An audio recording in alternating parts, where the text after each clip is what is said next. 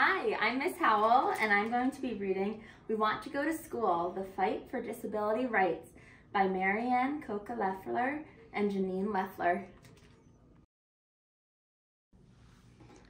We Want to Go to School, The Fight for Disability Rights by Marianne Coca-Leffler and Janine Leffler.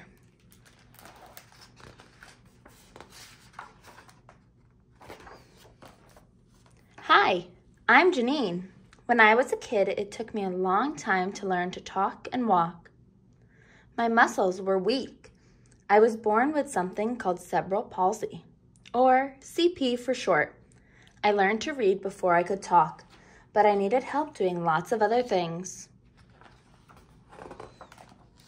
So, when I was 3 years old, I took a bus every day to a public school in my town. I had lots of teachers. I had a classroom teacher, a teacher to help me build my muscles, who's a physical therapist, a teacher to help me learn to talk, who's a speech therapist, and a teacher to help me use my hands, who's an occupational therapist. From one school year to the next, I learned side by side with my friends. Together, we laughed, played, studied, worked on projects, and cheered. I needed help along the way and extra time to get things done, but I was always part of the class. It is the same way for other kids with disabilities all around America, but one day I read that it hadn't always been that way. In the early 1970s, millions of children with disabilities weren't allowed to go to public schools. Most of the time, they stayed at home or lived in hospitals, where they didn't learn much of anything, or their families had to pay to send them to special schools. Sometimes children with disabilities were allowed to take tests to try to get into a public school, but if they got in, they were placed in segregated classrooms away from everyone and everything, and not given the same quality of education as the other kids. Public schools everywhere said no to millions of children who wanted to go to school. But in 1971, in Washington, D.C., 7 school-aged children were tired of hearing no. They wanted to go to school too. Peter Mills, Janice King, Jerome James, Michael Williams, George Liddell Jr., Stephen Gaston, and Dwayne Blackshear. They all had disabilities, and none of them were allowed to go to public school. It didn't feel good to be left out. The kids and their families asked, why?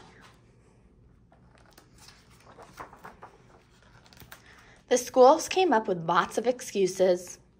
We can't afford to have these kids in our classrooms. His behavior is so bad. He needs to stay in the hospital. It will not be fair to the other students. They won't be able to focus. She'll be a distraction. It is my opinion that children with disabilities will not be able to learn. It is believed. The children and their families made their voices heard. Our children deserve a free public education like everyone else. The schools won't even test our children. They can learn. Our children would benefit from an education. That's right, their doctors say so. Isn't public school for everyone? The schools weren't listening, and the families were getting mad. Many of these parents grew up in the 1950s when they were the students who were being segregated. Only back then, it was because of the color of their skin. Now it was 1971 and their children were not allowed to go to public school because of their disabilities. But I want to go to school. The parents thought about Brown versus Board of Education case from 1954, when the Supreme Court decided that every child has a right to get an equal education. Their children were not getting an equal education, and in most cases, they weren't getting any education at all. What about equal education for our children? The children and their families began meeting. They decided to join together and file a lawsuit against the school district. It was time to fight for their rights. 4 lawyers took the case. It was called Mills versus the Board of Education of the District of Columbia.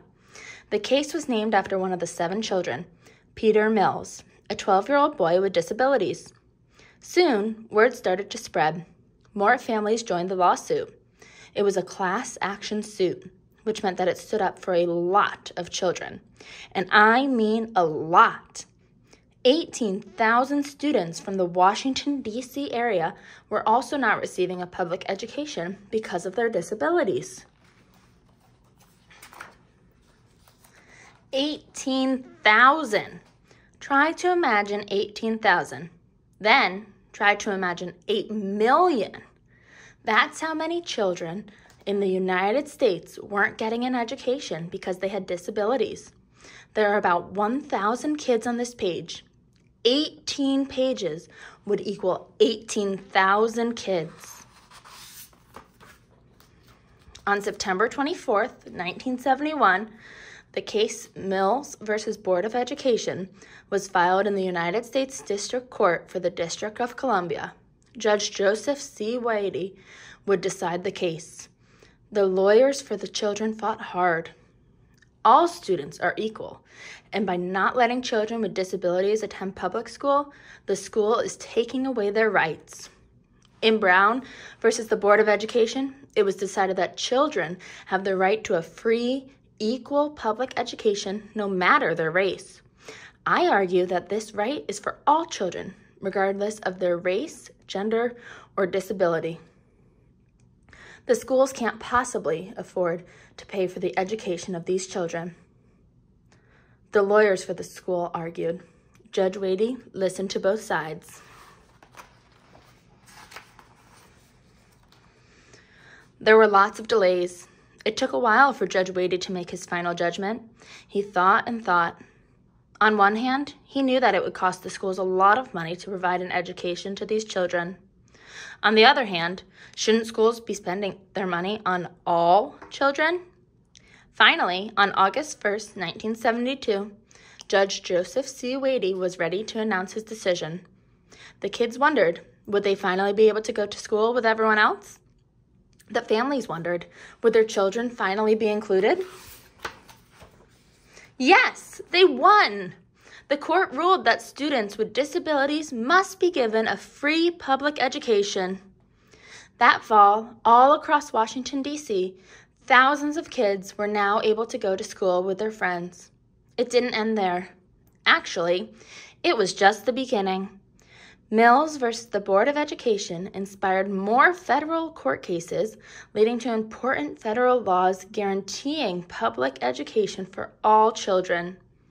All across the country, millions of students with disabilities could finally go to school and get the education they needed and deserved. Thank you, Peter, Janice, Jerome, Michael, George, Stephen, and Dwayne. You changed many lives, including mine.